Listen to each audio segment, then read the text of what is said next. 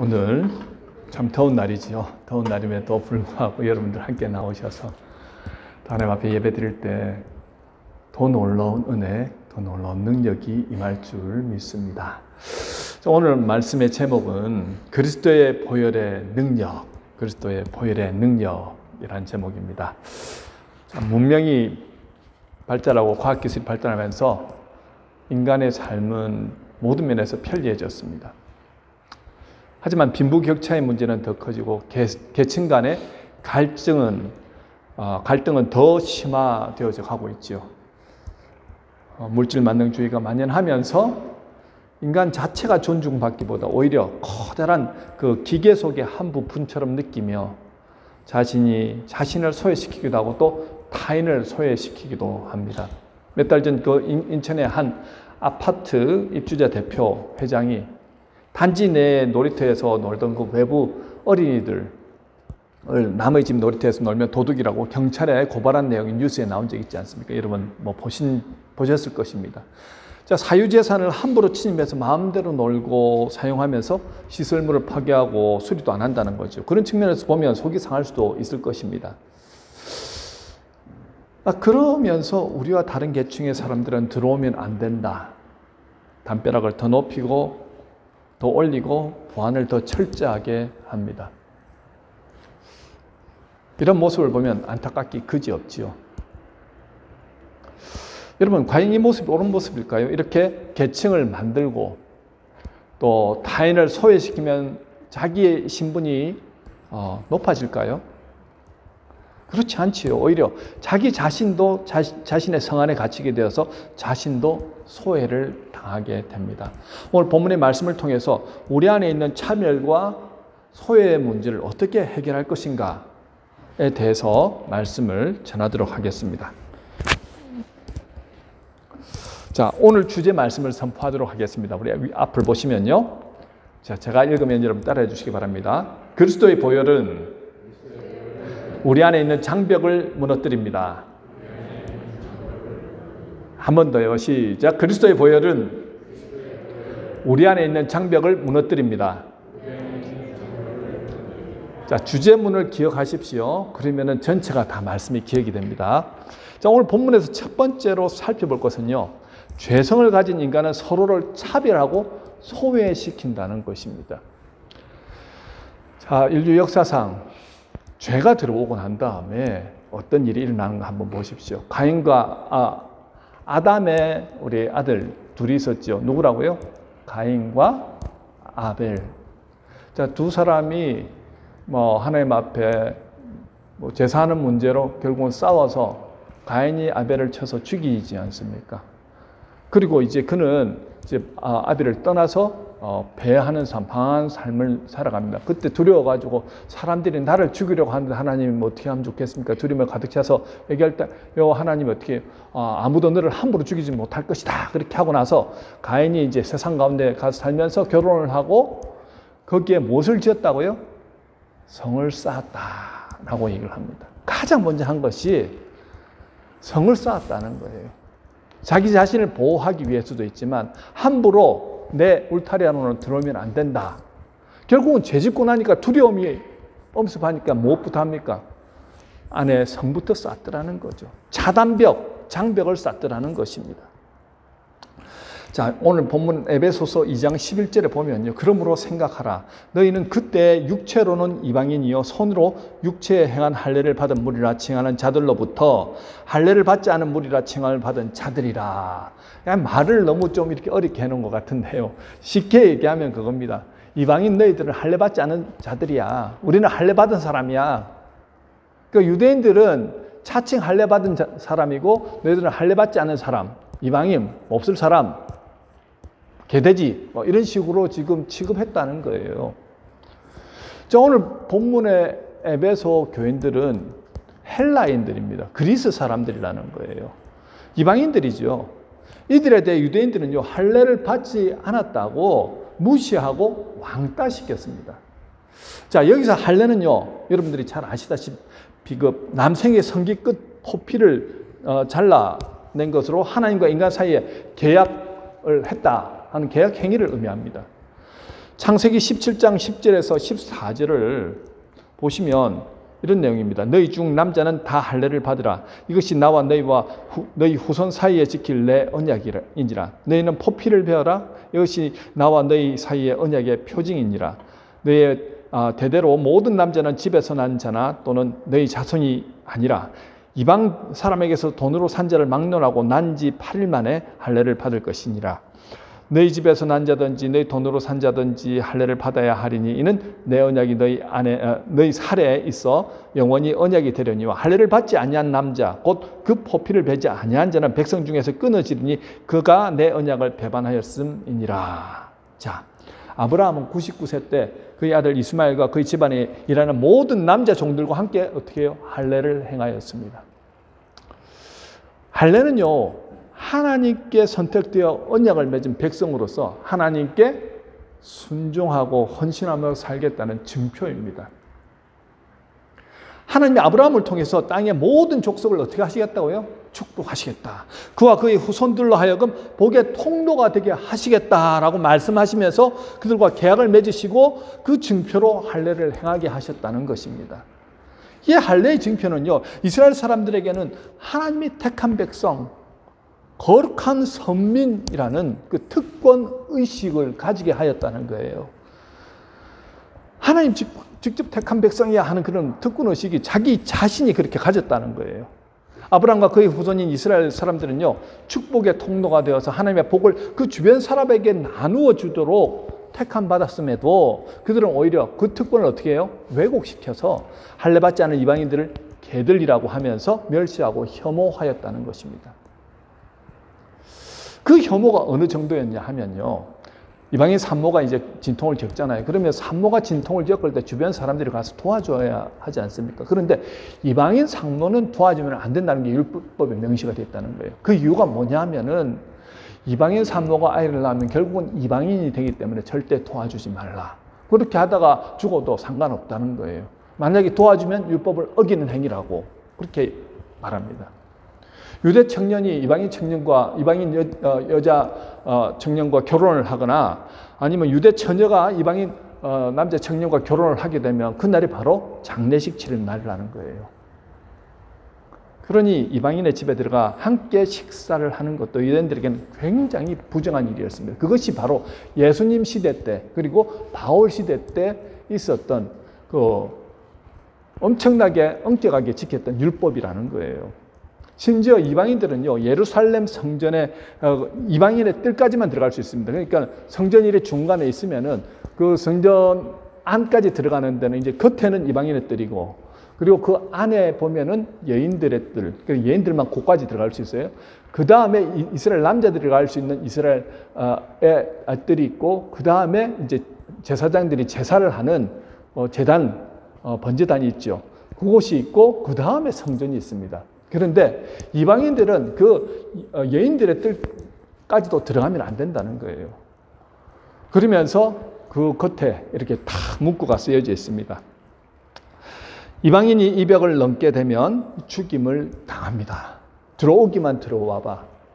너희들은 꼭 우리가 죽일 것이다. 라는 것이에요. 그래서 이방인들은 함부로 이방인 뜰 너머로 들어갈 수가 없었습니다. 창세기 21장에 보면요, 바울이 3차 전도여행을 하고 난 다음에 죽을 각오로 예루살렘으로 돌아가잖아요. 그때 예루살렘 교회 장로들은요, 바울에게 바울이 이방인들과 어울렸다는 이유로 정결례를 치르라고 그렇게 말합니다. 그럼 정결례는 예루살렘 성전에 들어가야 되거든요. 그래서 바울은 교회의 질서를 지키고 덕을 이루기 위해서 머리를 깎고 정결례를 행하였습니다. 그때 바울 사도가 드로피모라는 그 에베소 사람을 데리고, 이방인이죠, 들어갔는데, 즉 이방인의 뜰 너머로 그를 데리고 가는 것을 유대인들이 발견하고는 바울을 고소하여서 바울은 체포하고 그리고 기나긴 감옥 생활을 하지 않습니까? 이처럼 유대인들에게 있어서 할례 받지 않은 이방인들은요, 개들과 같은 존재를 하는 거예요. 상종 못할 사람들이라는 것입니다.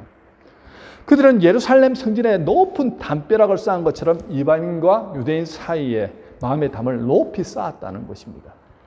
그렇다면 헬라인들은 어떠하였을까요? 본문 12절에서 헬라인이었던 그 에베소 교인들이 어떤 이들이었는가에 대해서 잘 설명을 하죠.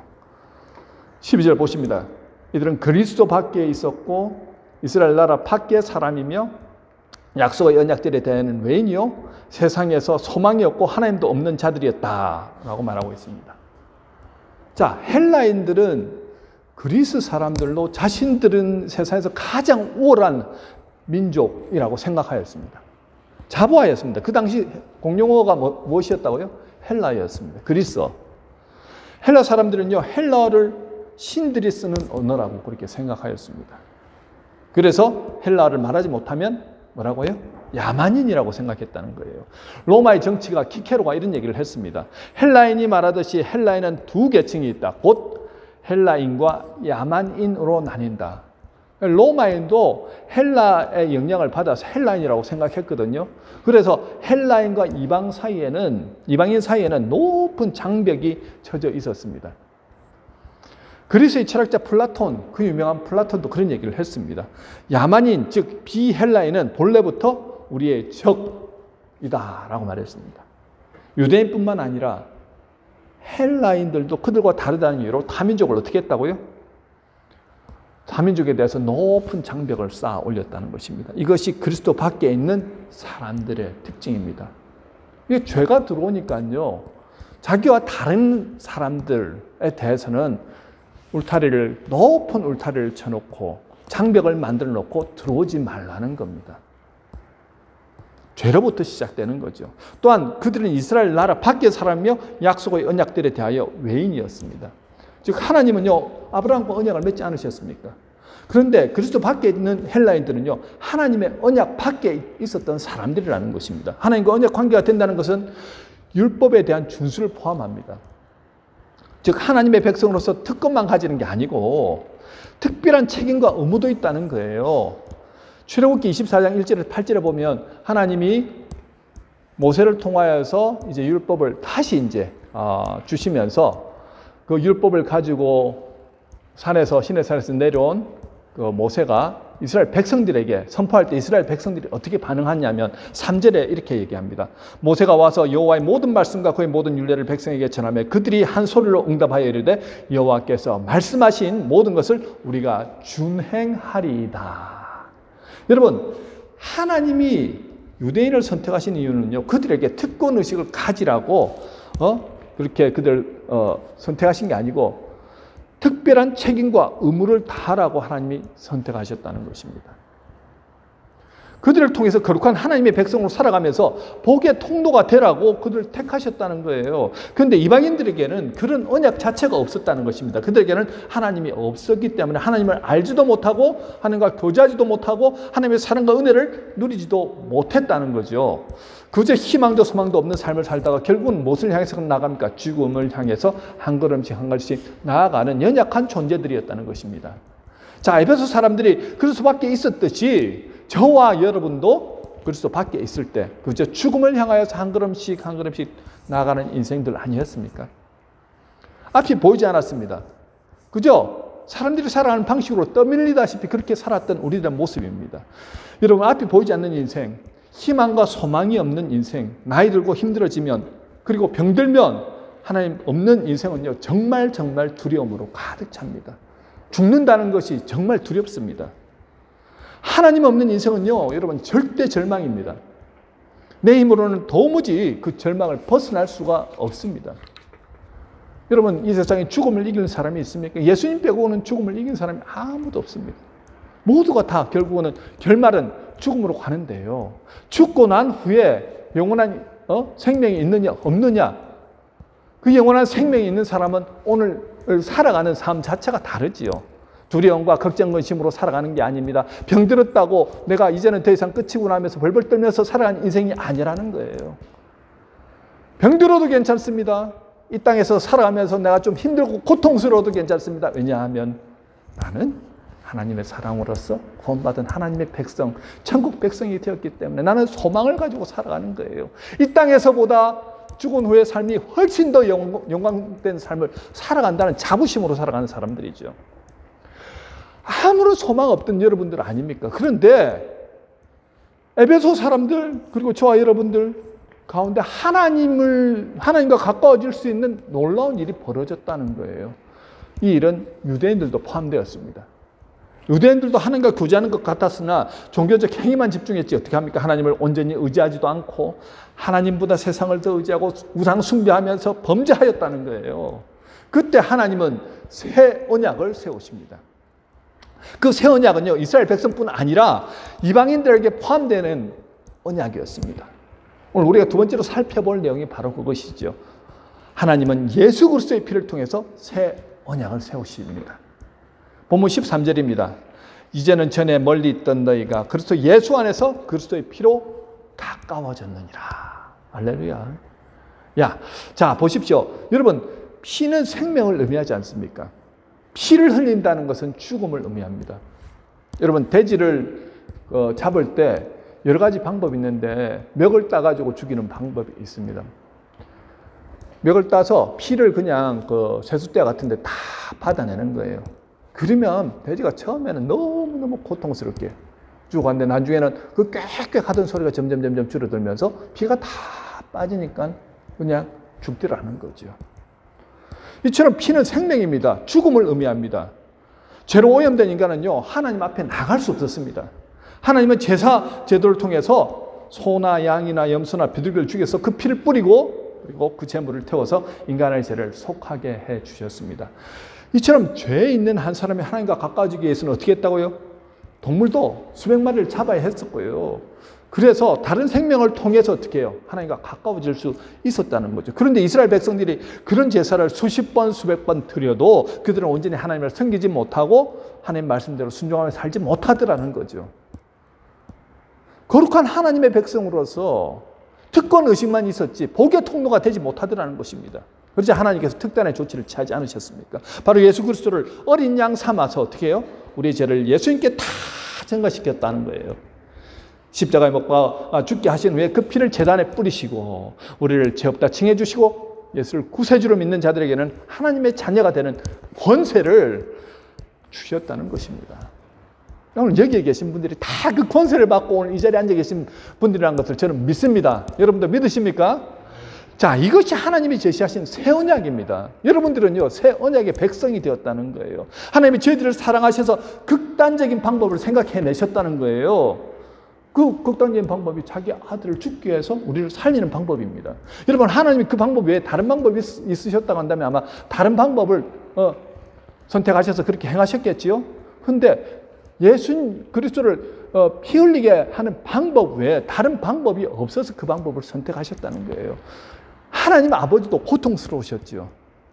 그런데 그 방법을 통해서 어떻게 해요? 저와 여러분 새 언약의 백성으로 삼아주시더라는 것입니다. 이 일은요, 도무지 하나님을 알 수도 없고 희망도 소망도 없이 살아가는 모든 사람들에게 희망과 소망의 메시지가 되었다는 거예요. 예수 그리스도의 피를 통해서 하나님과 우리 사이에 처져 있던 어떤 막이요? 차단막, 장벽이 다 제거되었다는 것입니다. 그러니까 여러분들이 하나님 앞에 나아갈 때 여러분이 있는 모습 그대로 나가도 하나님 받아주시는 거예요. 누구를 통해서요? 예수 그리스도의 피를 통해서 이미 우리 죄가 다 사해졌다는 것입니다. 가로막고 있던 그 높은 장벽이 다 어떻게 해요? 무너졌다는 거예요. 그래서 여러분들은 자유롭게 하나님 앞에 나가시면 됩니다. 그뿐만이 아니죠. 우리가 우리 죄를 통해 가지고 그렇게 관계 안에서 문제가 생겼는데 그러다 보니까 우리 안에도 어떻게 해요? 높은 울타리 같은 장막을 세워놨는데 예수 그리스도의 피를 통해서 그 장막이 무너지니까 사랑과의 관계 안에도 어떻게 해요? 평화가 오더라는 거예요. 관계가 회복되더라는 것입니다. 자, 그 그리스도의 피가 우리를 하나님의 백성으로 삼아주시고 거룩한 족속으로 천국 시민으로 삼아주셨다는 거예요. 유대인들도 헬라인들도 저와 여러분도 그리스도 밖에 있었습니다. 그런데 그리스도의 피로 그리스도 안에 들어왔고 천국 시민이 되었다는 거예요. 하나님은 그리스도의 피로 이 장벽을 없애버렸습니다. 이 장벽이 사라진 사람, 아까도 말씀드렸죠. 나와 너 사이의 장벽도 해체되더라는 거예요. 자, 그렇게 미워했는데, 그렇게 원수 삼았는데, 그렇게 증오했는데, 그것이 사라지더라는 거죠. 그리스도의 피가 저와 여러분을 그렇게 만들었습니다. 제가 한 가지 예를 말씀드리면 조금 이해가 되실 거예요. 그리스도의 피가 얼마나 놀라운 역사를 이루어가는지 한번 들어보십시오.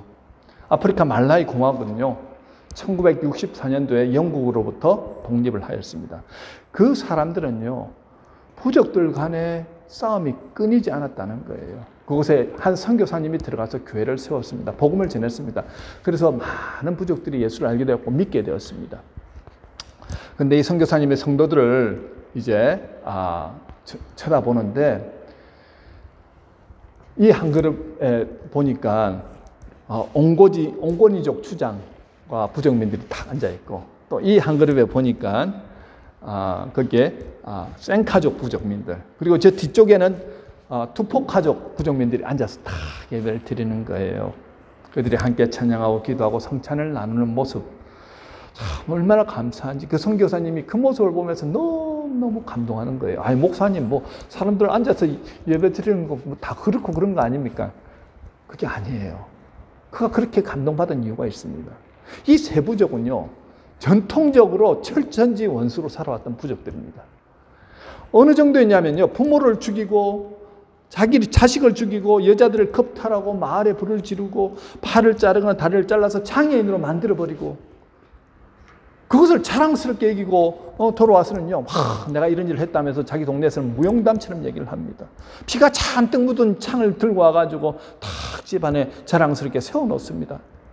이런 일들을요, 그들이 평생 하였다는 거예요. 그런데 선교사님이 전해주는 그 복음을 듣고 이 원수 같은 사람들이 한 교회 안에 모여서 지금 예배를 드리고 있는 겁니다.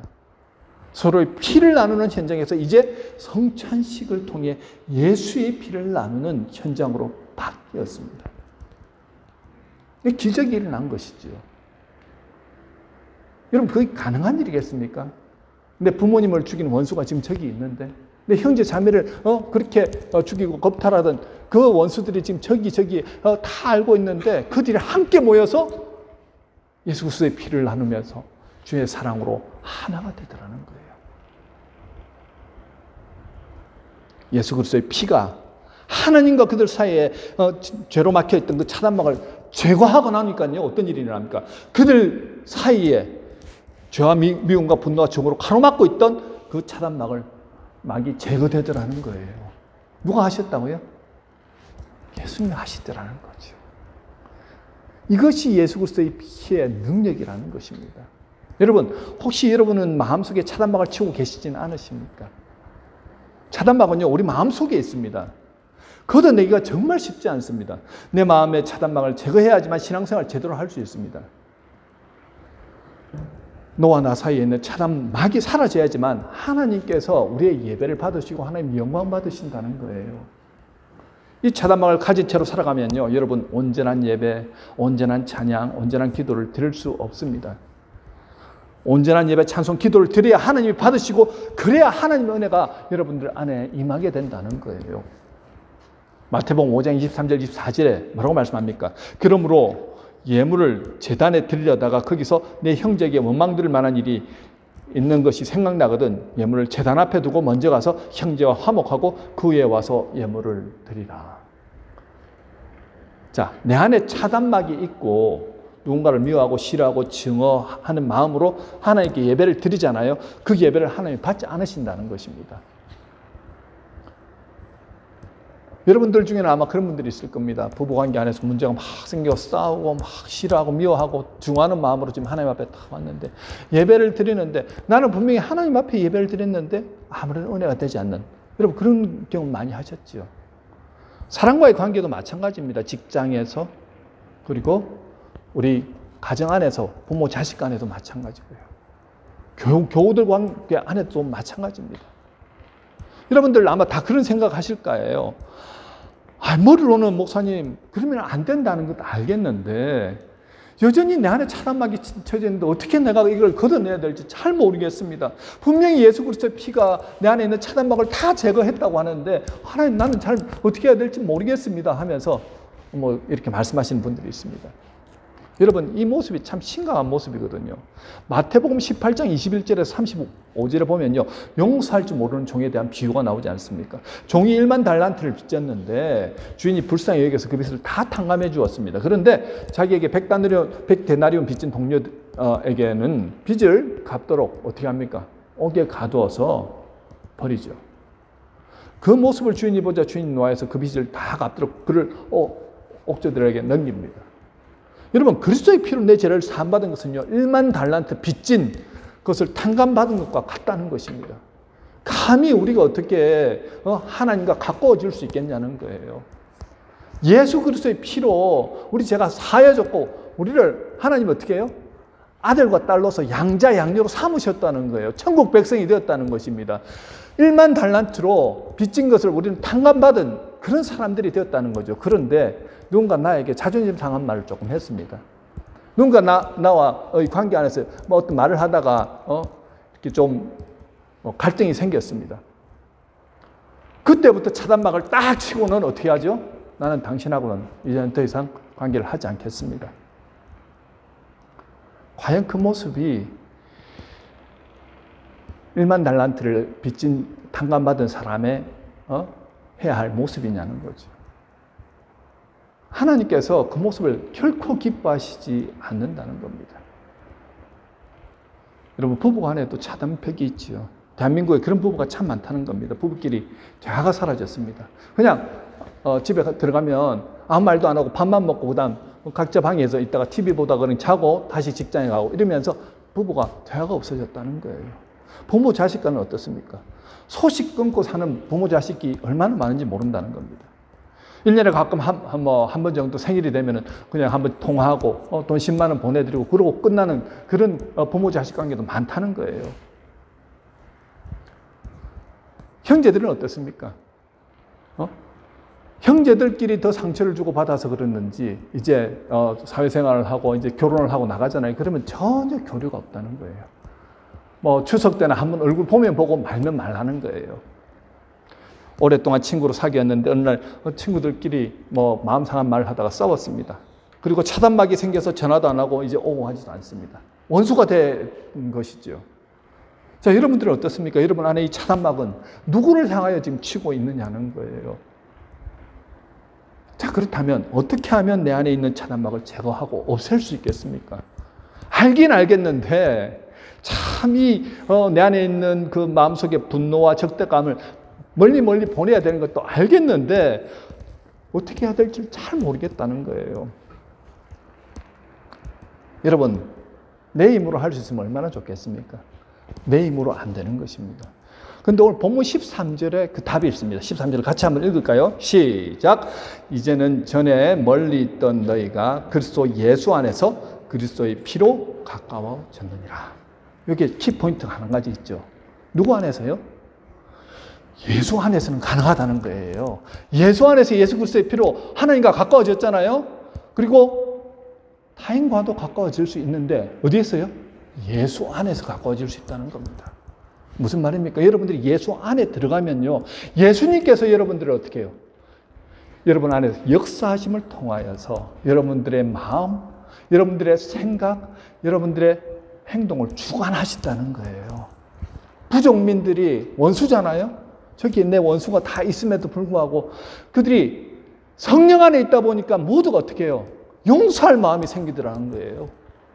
아, 저 사람들도 우리 이전에 할아버지 할머니 때 받았던 그 고통 때문에 우리한테 이렇게 했구나 하는 그런 어떤 이해함, 또 배려하는 마음이 생기더라는 거예요. 그리고 용서할 마음이 생기더라는 것입니다.